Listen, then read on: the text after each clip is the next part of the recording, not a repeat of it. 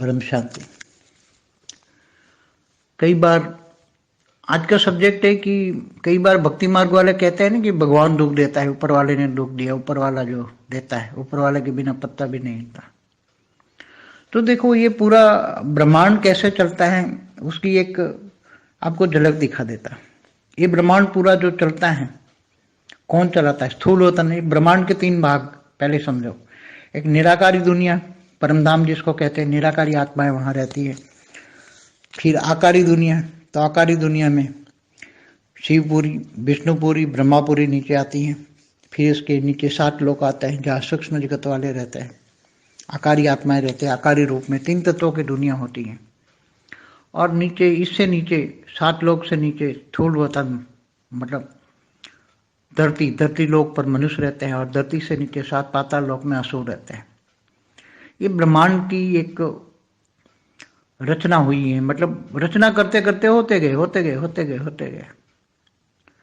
अब क्या भगवान दुख देता है मनुष्य को, चाहे किसी को भी, किसी भी जीव आत्मा हो, चाहे प्राणी हो, एक पशु पक्षी हो, क्या उनको दुख देता है भगवान? भगवान तो जो क्रिएटर है, वो निराकार परब्रह्म परमेश्वर निर्गुण निराकार, वो तो परमधाम में रहता है। वो तो किसी के बीच में इंटरफियरेंस भी नहीं करता। वो तो उसने निराकार ने एक आकारी रूप रचा जिसका नाम रचा आदि शिव। और आदि शिव ने आदि शक्ति बनाई, आदि शिव शक्ति। आदि शक्ति ने दोनों ने मिलकर आज पूरा ब्रह्मांड चला रहे। ब्रह्मा द्वारा सृजन, विष्णु द्वारा पालना और शंकर द्वारा विनाश। तो क्या ये डायरेक्ट 3 मेन त्रिदेव बनाए, सतोर जो तमो तीनों के द्वारा गुण बनाए? तो परमात्मा तो त्रिगुणातीत है, इनसे ऊपर रहता है, तीनों गुणों से रहित है। तो वो तो नीचे इंटरफियरेंस नहीं करता। ब्रह्मा द्वारा सृजन, विष्णु द्वारा पालना और शंकर द्वारा विनाश होता ही रहता है। धरती पर अर्ध प्रलय, 4 युग पूरा होने पर अर्ध प्रलय, प्रलय, कल्प प्रलय, महाकल्प प्रलय। तो क्या हर कोई जीव को परमात्मा दुख देता है? नहीं। अपने कर्मों के हिसाब किताब से स्थूल वतन में फंस जाती हैं, दुखी होती हैं। बहुत दुखी आत्माएं होती है तो परमात्मा को दोष देती हैं कि मुझे परमात्मा ने दुख दिया। जब सुख होता है तो परमात्मा को याद भी नहीं करती, तब नहीं कहती कि परमात्मा ने मुझे सुख दिया। इसलिए ये मनुष्य आत्मा बेचारी फंस जाती है, माया में फंस जाती है, ज्ञान नहीं होता, अज्ञान रूपी अंधेरे में डूब जाती है। तब परमात्मा को दोष देती है कि भगवान ने मेरे साथ अन्याय किया, मुझे धोखा दिया, ये किया। अब परमात्मा तो डायरेक्ट यहाँ कुछ करता ही नहीं। पूरा ब्रह्मांड ये त्रिदेव चलाते हैं। 3 देवताओं के हाथ में है त्रिदेव। ब्रह्मा द्वारा सृजन, विष्णु द्वारा पालना और शंकर द्वारा विनाश। और जब धर्मग्लानि होता है तो विष्णु के अवतार होते हैं, साथ में कई अवतार और भी आते हैं। तो असुरों के विनाश के लिए, धरती पर असुर का विनाश के लिए अवतार होते हैं विष्णु के, पालनहार के। तो ये ब्रह्मांड चलता रहता है, उसमें परमात्मा कुछ किसी को कुछ नहीं करता। अब हर कोई जीव को, जो जीव आत्मा है, उनको ज्ञान लेना पड़ेगा, ज्ञान से योग लगाना पड़ेगा, पावर लेना पड़ेगा। अब जिससे योग माना कनेक्शन, जिससे कनेक्शन लगाओगे, चाहे विष्णु को कनेक्शन लगाओ तो विष्णुपुरी जाओगे, शिव से लगाओ तो शिवपुरी जाओगे, निर्गुण निराकार को लगाओ तो परमधाम जाओगे। अब आपको कहाँ जाना है वो आप टिकट ले लो अपने आप, ज्ञान की टिकट ले लो भाई, मुझे कहाँ जाना है। तो ज्ञान की टिकट ले लो और वो ज्ञान में चलो। और नष्टो मोहस्मृति लब्धा इच्छा मात्र में विद्या बनो, तो अंत में तुम वहां चले जाओगे। अंतमति स्वगति, मरते वक्त तुम्हारी गति वहां होगी, अंतमति स्वगति होगी तुम्हारी। इसलिए परमात्मा को कोई दोष मत दो। अनजान हो तो कुछ न देखता है सुनता है, निर्गुण निराकार जो है वो तो कुछ ना, भावातीत गुणातीत कर्मातीत है वो सब, उनसे कोई लेना देना नहीं। समय आने पर पूरा ब्रह्मांड का, ब्रह्मा का 100 साल बनाया उसने, समय भी पूरा निश्चित कर दिया कि ब्रह्मा का 100 साल ब्रह्मांड की आयु है। उसमें धरती पर 4 युग होता है, सतयुग, त्रेता, द्वापर, कलयुग। उसमें अर्ध प्रलय होता है। फिर ऐसे युगोत्तर अर्ध प्रलय पर प्रलय होता है, मनवंतर बोलते हैं। ऐसे 14 मनवंतर पर कल्प प्रलय होता है। फिर अंत में महाकल्प प्रलय होता है। तो ये सब, ये पहले ही ड्रामा में, पहले ही पूरे ब्रह्मांड का एक फिक्स होता ही है कि ऐसा होगा, होगा। एक जैसे बनाया जाता है तो पूरा एक रूपरेखा पहले से ही पता होती है। तो निर्गुण निराकार कभी किसी को इफेक्ट नहीं करती। शिवपुरी में रहने वाला शिव शक्ति भी, ब्रह्मांड की आदि शिव शक्ति भी कभी किसी को इफेक्ट नहीं करती। न ब्रह्मा डायरेक्ट इफेक्ट करता है, न डायरेक्ट विष्णु इफेक्ट करता है, न शंकर इफेक्ट करता है। सबके अपने अपने कर्मों के हिसाब किताब से सुख दुख पाते हैं। कर्मों के हिसाब किताब से जब दुख आता है तब आत्मा परमात्मा को याद करती है, ढूंढने निकलती है परमात्मा को। फिर अनेक गुरुओं के पास जाती है। अनेक गुरु अपने अपनी डफली बजा रहे हैं। आज धरती पर अनेक धर्म मठ पंच संप्रदाय इतने बैठे हैं कि आप कभी इधर कभी इधर कभी इधर कभी इधर जो भटकती रहती हैं आप जीवात्माएं। और जीवात्माएं जब भटकती है, ज्ञान समझ में नहीं आता तो और दुखी होते हैं, और कंफ्यूज हो जाती हैं, क्या करो क्या ना करो। इसलिए परम सत्य ज्ञान के लिए कर्म भी श्रेष्ठ चाहिए। कर्म करने से पहले सोचना चाहिए कि मैं ये कर्म करूं या ना करूं। ज्ञान मार्ग में तो सोचने से पहले सोचना है, मगर यहाँ तो अभी जो ज्ञानी बन जाता है, ज्ञान स्वरूप बन जाता है, तो सोचना स्वरूप नहीं बनना है। ऐसी आत्माओं की स्टेज हो जाती है। ज्ञानी, बेहद के ज्ञानी, बेहद के वैरागी, बेहद के त्यागी बन जाती है। तो आत्माएं देखते हुए नहीं देखती, सुनते हुए नहीं सुनती, वाणी से परे, आवाज से परे की दुनिया में बुद्धि से रहती। जो तुम सोचोगे वो कल पाओगे, वो तुम्हारे कर्म है। मगर सोचना नहीं है, निर्गुण निराकार बन के भावातीत कर्मातीत बनना है। तो तुम्हें बेहद के परमधाम में जाना है, तो स्टेज यहाँ से बनानी पड़ेगी बेहद के ज्ञानियों को। परम शांति। బేహద్ పరం మహాశాంతి. బేహద్ బాపూజీ బేహద్ సందేశాన్ని ఈరోజు టాపిక్ భగవంతుడే మానవులకి దుఃఖాన్ని ఇస్తాడా అని అందరూ ఒక ప్రశ్న వస్తూ ఉంటుంది. ఆయన ఇస్తాడన్న భావనలో ఉండిపోతూ ఉంటారు. దాని గురించి బాపూజీ వివరంగా చెప్తూ ఉన్నారు. భక్తి మార్గంలో భగవంతుడు దుఃఖాన్ని ఇస్తాడు, ఆయనే మాకిచ్చాడు, మేము అనుభవిస్తున్నాం అని అనుకుంటూ ఉంటారు. ఆయనకు ఆజ్ఞ లేనిదే, శివుడు ఆజ్ఞ లేనిదే చీమైనా కుట్టదు, ఇంకా ఆయన ఏది చెప్తే అది జరుగుతుంది, ఆయన ఆజ్ఞ లేకుండా ఆకు కూడా కదలదు, ఇలా చెప్తూ ఉంటారు. చూడండి, ఈ బ్రహ్మాండం మొత్తాన్ని నడిపించేటువంటి భగవంతుడికి ప్రతి ఒక్క ఆకుకు, ఆత్మకు, చీమకు, దోమకు ఆజ్ఞ ఇవ్వాలా ఏంటి? ఈ బ్రహ్మాండం ఎలా నడుస్తుందో మీకు తెలుసా? నేను దీని గురించి కొంచెం వివరిస్తాను అంటున్నారు బాపూజీ. బ్రహ్మాండం పూర్తిగా 3 ప్రపంచాలుగా, 3 భాగాలుగా విభజించడం జరిగింది. ఒకటి స్థూలవతనం, ఇంకో 2 సూక్ష్మవతనం, 3 పరంధామం. స్థూలవతనం ఈ బ్రహ్మాండం లోపల పంచతత్వాల ప్రపంచంగా ఉంటూ ఉంటుంది. ఇంకా నిరాకారి ప్రపంచము అంటే పరంధామము, అక్కడ నిరాకారి ఆత్మలు నివసిస్తూ ఉంటారు. ఇక ఆకారి ప్రపంచము అంటే ఆకారి బ్రహ్మ, విష్ణు, శంకర్లు, శివుడు ఆకారి రూపంలో ఉండేటువంటి ప్రపంచం. శివపురి క్రింద విష్ణుపురి, విష్ణుపురి కింద బ్రహ్మపురి, ఈ బ్రహ్మపురి కింద 7 లోకాలు, సూక్ష్మ జగత్తులు ఉంటూ ఉంటాయి. అక్కడ కూడా ఆకారి రూపంలో ఆత్మలు ఉంటారు.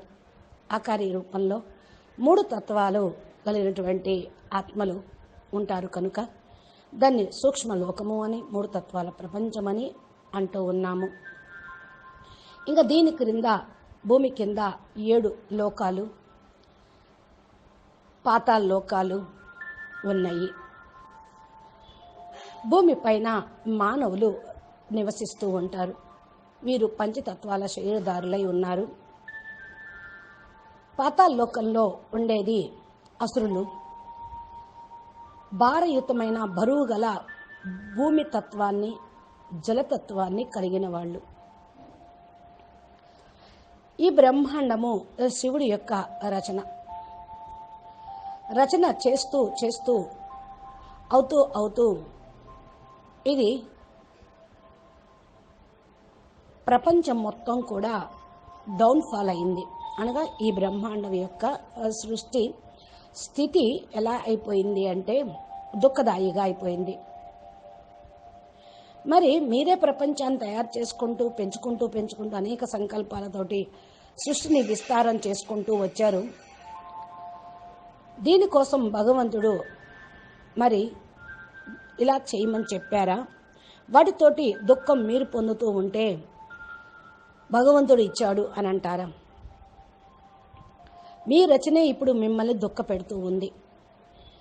ఇంకా భగవంతుడి యొక్క రచనను మానవులు ఖరాబ్ చేసిన కారణం వల్ల అది దుఃఖాన్ని ఇస్తూ ఉంటుంది. భగవంతుడి యొక్క సృష్టి సుఖాన్ని ఇచ్చేది, ఆనందదాయకమైనది. మానవులు వాటిని సరిగ్గా ఉపయోగించుకుంటే, పద్ధతి ప్రకారంగా సతో ప్రధానంగా ఉంచితే దాని నుండి సుఖమే లభిస్తూ ఉంటుంది. మరి ఈ భూమి మీద ఏ జీవాత్మలైనా సరే, ప్రాణులైనా పశు పక్షాదులైనా, మానవులు అందరికీ కూడా దుఃఖాన్ని ఇస్తూ ఉన్నారు. మానవులు ఇస్తున్నారే కానీ భగవంతుడు ఇస్తున్నాడా? ఎవరి మానాన వాళ్ళు జీవిస్తూ, ఎవరి అనుకూలంగా ఎవరికి ఏది నియమితం చేశాడో భగవంతుడు దాని అనుసారంగా నడుస్తూ ఉంటే ఎవరికి హాని లేదు, ఇతరుల వల్ల మీకు హాని కలగదు, దుఃఖము లేదు. నిరాకార పరబ్రహ్మ పరమేశ్వరుడు నిర్గుణుడు. ఆయనకు అన్ని గుణాలకు అతీతమైన వాడు. సతో రజో తము. ఇక మరి ఆయన ఇతరులకు దుఃఖాన్ని ఎలా ఇస్తాడు? పరంధామంలో నిరాకారి పరబ్రహ్మ ఉంటారు, శివుడు. అది ఎవరి మధ్యలో కూడా వెళ్ళి ఆయన ఇంటర్ఫేర్ ఏమి చేయడు. ఎవరి మధ్యలో కూడా ఆయన కర్మల ఖాతాలను జొరబడడు. వాళ్ళకు అనవసరంగా దుఃఖాన్ని ఇవ్వడు. మీరు చేసినటువంటి కర్మలే మీకు దుఃఖాన్ని కలిగిస్తూ ఉంటాయి. నిరాకారుడు ఒక ఆకారి రూపాన్ని రచన చేశారు. దానికి పేరు శివుడు మరియు శక్తి. ఆకారి రూపంలో ఉన్నటువంటి శివుడు తన నుండి శక్తిని బయటికి తీసి శివశక్తులుగా ఇద్దరు కలిసి ఈ బ్రహ్మాండాన్ని నడిపిస్తూ ఉన్నారు. వారు రచన చేసింది ఆకారి ప్రపంచాన్ని. ఆకారి ప్రపంచంలో ఉన్నటువంటి వాళ్ళు బ్రహ్మ, విష్ణు, శంకర్లు సృష్టి స్థితి లయానికి పాలనకి నిమిత్తమయ్యారు. సర్జన చేయటం, విష్ణువు ద్వారా పాలన జరగటం, శంకరుడు ద్వారా వినాశనం చేయించటం, ఈ కార్యక్రమాలు నడుస్తూ ఉంటాయి. ఈ యొక్క డైరెక్ట్గా ముగ్గురు నేను తయారు చేశాను త్రిదేవుల్ని. అంటే నా యొక్క ఆకారి రూపం నుండి ముగ్గురు ఆకారి రూపంలో ఆకారి దేవతలు, సూక్ష్మ దేవతలు సృజించబడ్డారు.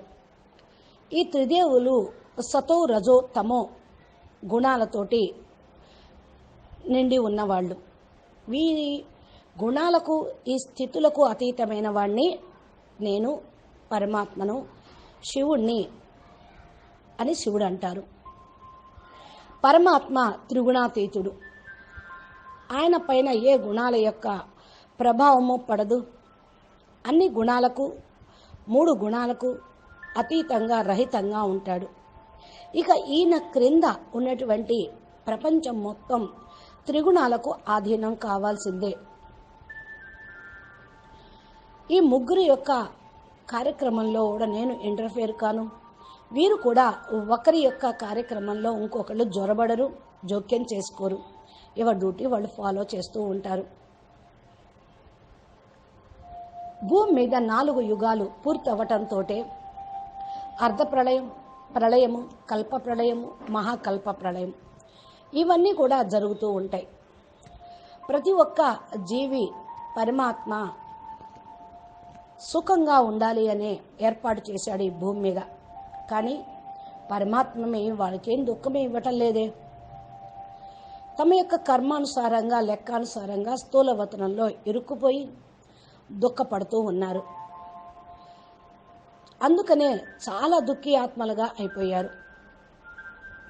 పరమాత్మ పైన దోషం వేసేస్తూ ఉంటారు. భగవంతుడే నన్ను ఈ విధంగా దుఃఖ పెడుతూ ఉన్నాడు, నాకు కష్టాలను కలిగించాడు అని. మరి సుఖంగా ఉన్నప్పుడు భగవంతుడిని ఎందుకు జ్ఞాపం చేయలేదు? ఆహా, పరమాత్మ నాకు ఎంత ఆనందమైన సుఖమైన ప్రపంచాన్ని, జీవితాన్ని ఇచ్చాను అని తెలుసుకున్నారా? లేదే. దుఃఖం రాగానే ఆయన మీద నెట్టేసి ఆయన అనేస్తూ ఉంటారు. పరమాత్మ నాకు సుఖాన్ని ఇచ్చారని అనకుండా దుఃఖం వచ్చినప్పుడే ఫీల్ అవుతూ ఉంటారు, సుఖం వచ్చినప్పుడు ఆయన మర్చిపోతూ ఉంటారు.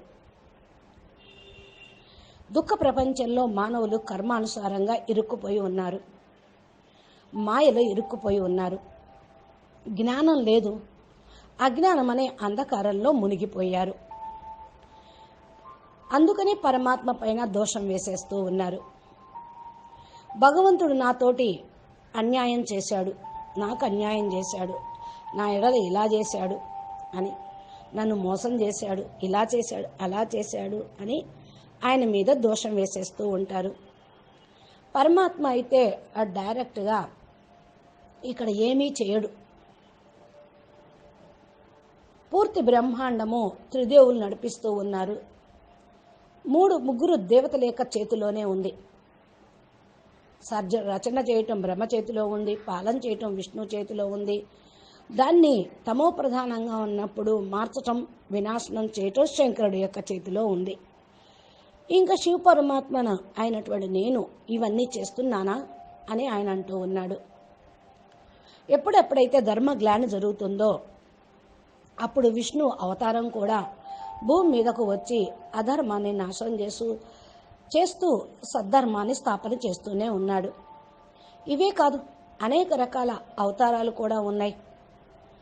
విష్ణువుకి దశావతారాలు, 24 అవతారాలు అంటూ, శివుడికి అంటే ఆకారి రూపంలో ఉన్నటువంటి శివుడు నిరాకారి శివుడు కాదు, శివశక్తులు కూడా భూమి మీద ఆసురీ సంహారం చేయుటకు శక్తి రూపంలో కూడా అవతరించారు.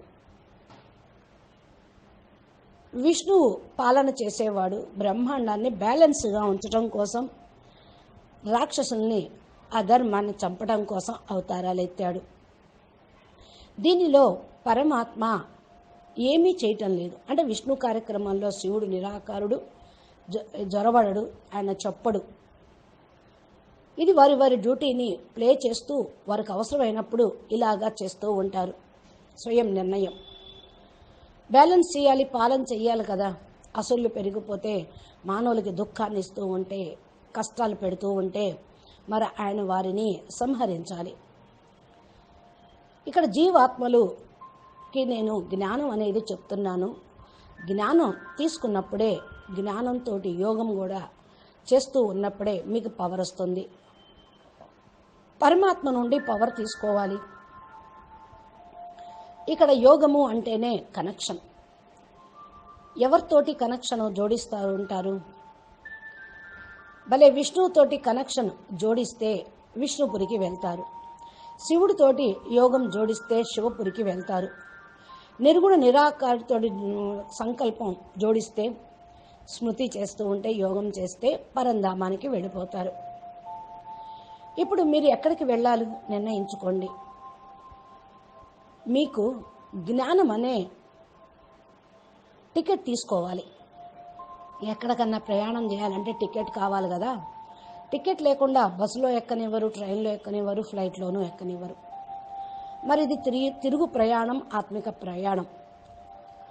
ఆత్మలు వారి యొక్క సంకల్పం అనుసారంగా పలాని చోటకు వెళ్ళాలి అని పురుషార్థం చేస్తూ ఉన్నప్పుడు వారి దానికి తగ్గట్టు అర్హత అనేటువంటి టికెట్ పొందాల్సిందే. ఎక్కడికి వెళ్ళాలో మీరు నిర్ణయించుకోండి. దానికి సంబంధించిన జ్ఞానం తీసుకోండి. అదే టికెట్ తీసుకోవటం. జ్ఞానంలో నడవండి. అంటే ఏంటి? టికెట్ తీసుకున్నారు, ముందు రిజర్వేషన్ చేసుకున్నారు, దానికి ప్రిపేర్ అవ్వాలి కదా. అలాగే వెళ్ళుటకు మీరు నష్టమోహులుగా కావాలి. స్థూలమైన ప్రయాణాలైతే బ్యాగేజెస్ సర్దుకుంటూ ఉంటాం. దానిలో కూడా హెవీ లగేజీ ఒప్పుకోదు. బస్ అయినా, ట్రైన్ అయినా, ఫ్లైట్ అయినా. 15 కిలోలే కావాలి అంటారు ఫ్లైట్లో, 30 కిలోలు కావాలి అంటారు ట్రైన్లో. మరి అదేవిధంగా ఆత్మిక తిరుగు ప్రయాణంలోకి ఎంత ఆత్మ హల్కాగా ఉంటే అంత మీరు ప్రయాణం చేయగలరు. నష్టో మోహ స్మృతి లబ్ధ కావాలి. ఇచ్చా మాత్రం అవిద్యగా కావాలి. మోహం పెట్టుకున్నా, కోరికలు పెట్టుకున్నా ఇవన్నీ తీసుకొని ఆ పరంధామానికి వెళ్ళను లేరు. విష్ణుపురికి, బ్రహ్మపురికి కూడా పోనూ లేరు. సరే, అంతిమంలో మీరు అక్కడికి వెళ్ళాలి అనుకుంటే అంతుమతి సోగతిగా కావాలి. అంటే ఏంటి అంటే, చనిపోయేటువంటి సమయంలో మీ యొక్క గతి, మీ మనసు ఎక్కడ ఉంటుందో అక్కడికే మీరు చేరుకోగలుగుతారు. అలాంటి గతియే మీకు లభిస్తూ ఉంటుంది. మరి చిరకాలం అంతిమ సమయం వరకు కూడా పరమాత్మను జ్ఞాపకం చేస్తే, శరీరం వదిలేసి ఆత్మయాత్ర చేసేటప్పుడు ఆయన పరమాత్మ యొక్క స్మృతే ఉంటుంది. అన్నిటినీ వదిలించుకొని ఆత్మ హల్కాగా వెళ్ళిపోగలుగుతుంది. తెలుసో తెలియకో మరి అనేసిన పరమాత్మకేమీ దోషమని అంటదు. పరమాత్మ పైన దోషాలు వేయకండి. ఇక తెలిసింది కనుక చూస్తూ కూడా చూడనట్టే ఉండండి, వింటూ కూడా విననట్టే ఉండండి. నిరాకార నిర్గుణుడు ఎలా ఉన్నారో భావాతీతంగా, గుణాతీతంగా, కర్మాతీతంగా అలాగా కండి. ఆయన ఉండే ధామానికి వెళ్ళగలుగుతూ ఉంటారు. ఇక ఆయనతోటి ఇచ్చిపుచ్చుకునేది ఏమీ ఉండదు. పవర్ తీసుకోండి, తయారు కండి, ఈ విధంగా అర్హతలను, యోగ్యతలను సంపాదించండి, ప్రయాణం కండి. సమయం వచ్చినప్పుడు బ్రహ్మాండం యొక్క వయసు పూర్తయినప్పుడు, అనగా బ్రహ్మకు 100 సంవత్సరాలు పూర్తయినప్పుడు, బ్రహ్మ ఆయు పూర్తవటం అంటే బ్రహ్మాండం ఆయు పూర్తవటమే. 100 సంవత్సరాలు ఎలా లెక్కండి అని అంటారా?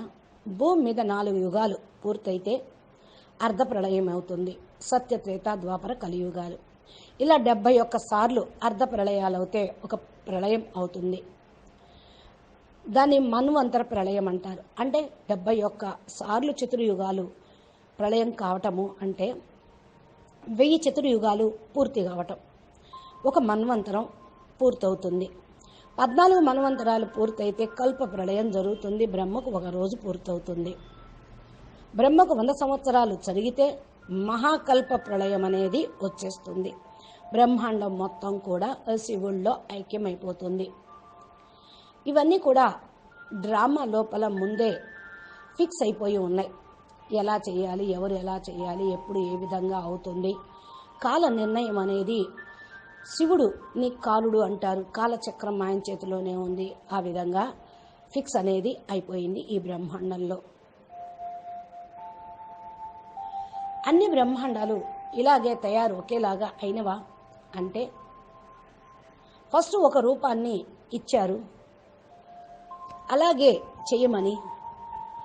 బ్రహ్మాండం రచన చేయటం, విలీనం అవ్వటం, లయ విలయాలు ముందు వెనక సంవత్సరాల తేడాలో ఉంటూ ఉంటుంది. నేను ఎవరికీ కూడా డైరెక్షన్ ఇవ్వలేదు, కనుక నేను ఎఫెక్ట్ కాను. శివపురిలో ఉండేటువంటి వాళ్ళు శివశక్తి కూడా ఈ బ్రహ్మాండం యొక్క శివశక్తి ఎక్కడికి కూడా ఎఫెక్ట్ కారు. బ్రహ్మ డైరెక్ట్గా ఎఫెక్ట్ అవుతూ ఉంటారు. విష్ణువు మళ్ళీ ఎఫెక్ట్ కారు, శంకరుడు కూడా ఎఫెక్ట్ కారు. అందరూ వారి వారి యొక్క కార్యక్రమం లెక్క అనుసారంగా చేస్తూ ఉన్నారు. మానవులు వాళ్ళు చేసినటువంటి కర్మలు లెక్కాచారాలను బట్టి సుఖదుఖాలు పొందుతూ ఉంటారు. కర్మల యొక్క లెక్కాచారాలు, ఈ దుఃఖం అనేది వస్తూనే ఉంటాయి. సుఖదుఖాలు, లాభ నష్టాలు, గెలుపు ఓటమిలు ఇవన్నీ కూడా నియమించబడి ఉంటూ ఉంటాయి. ఆత్మ పరమాత్మను జ్ఞాపకం చేస్తూ ఉన్నప్పుడు ప్రాప్తి పవర్ని పొందగలుగుతారు. మరి పరమాత్మను పొందాలని వెతకడానికి బయలుదేరినప్పుడు అనేక మంది గురువుల దగ్గరికి వెళతారు. ఫస్ట్ గురువులు వారి వారి యొక్క ఈ రోజులో అనేక మంది వారి వారి యొక్క స్వగతాన్ని చెప్పుకుంటూ బోధ గురువులు, బాధ గురువులుగా అయ్యారు. ఈనాడు భూమిపైన అనేక ధర్మాలు, మఠ సంప్రదాయాలు తయారు చేసుకొని కూర్చున్నారు. అందుకనే ఎటు పోవాలో మీకు అర్థం కాక ఒక్కోసారి అటువైపు, ఇంకోసారి ఇటువైపు, ఒక్కోసారి అటువైపు ఇవి భ్రమిస్తూనే ఉంటూ ఉన్నారు. జీవాత్మ మరియు పరమాత్మను ఎతుకుటకు భ్రమించటం తప్పటం లేదు. జ్ఞానం అర్థం కానప్పుడు కూడా దుఃఖపడుతూ ఉంటారు, కన్ఫ్యూజన్ అయిపోతూ ఉంటారు. ఏం చేయాలి, ఎక్కడికి వెళ్ళను, అక్కడికి వెళ్ళనా, ఇక్కడికి వెళ్ళనా, అది విననా, ఇది విననా. మీ మనసు మీకేం చెప్తుందో అర్థం చేసుకోండి. పరమ సత్యమైన జ్ఞానం కోసం కర్మలు కూడా శ్రేష్టంగా చేయాలి. కర్మ చేయుటకు ముందు ఆలోచించాలి, నేను ఈ కర్మ చేస్తూ ఉన్నాను, చెయ్యాలా వద్దా అని. అందుకనే జ్ఞాని ఆలోచించడానికి కూడా ఆలోచించాలి, కర్మ చేయటానికి కూడా ఆలోచించాలి, ముందు వెనక. అందుకనే ఇక్కడ జ్ఞానిగా అయి నడుస్తూ జ్ఞాన స్వరూపంగా అయిపోతే ఆలోచన స్వరూపంగా కూడా కారు. అంటే చింతన అనేది కూడా లేకుండా ఉండాలి. ఎలాంటి ఆత్మల యొక్క స్టేజ్ ఉంటుందో అలాగా ప్రయాణం చేస్తూ ఉంటారు, జ్ఞానం వింటూ ఉంటారు, ధారణ చేస్తూ ఉంటారు. మరి ఈ బేహద్ జ్ఞానము బేహద్ జ్ఞానిగా, బేహద్ వైరాగిగా, బేహద్ త్యాగిగా తయారు చేస్తూ ఉంటుంది. బేహద్ జ్ఞానం విన్న వాళ్ళు చూస్తూ కూడా చూడనట్టే ఉంటారు, వింటూ కూడా విన్నట్టే ఉంటూ ఉంటారు. వాక్కుకు అతీతంగా వెళ్ళిపోతారు. ఈ యొక్క ప్రపంచం పైన వాళ్ళకు బుద్ధి ఉండదు. బుద్ధికి అతీతంగా కూడా ఉంటారు. మీరు ఏదైతే ఆలోచిస్తూ ఉన్నారో దాన్ని బట్టే రేపు మీరు పొందుతారు. మీ యొక్క కర్మలు మీకు ప్రాప్తిని కలిగిస్తాయి. అందుకని దేని గురించి ఆలోచించద్దు. నిర్గుణ నిరాకారుగా అయ్యి భావాతీత కర్మాతీతంగా కండి. బేహద్దు పరంధామానికి మీరు వెళ్ళాలి అని సంకల్పం తీసుకోండి. అక్కడికి వెళ్ళటానికి బేహద్ జ్ఞానం వినండి, ధారణ చేయండి, ప్రయాణానికి సిద్ధం కండి. ఏమేం కావాలో, ఎలా తయారు కావాలో అనేటువంటి విషయము బేహద్ జ్ఞానులకు అర్థమవుతుంది. ఇంకా మీకు అర్థం కావాలి అంటే బాపూజీ దశరథ్ భాయ్ పటేల్ తెలుగు ఛానల్ని సబ్స్క్రైబ్ చేసి గంట సింబల్ని ప్రెస్ చేయండి.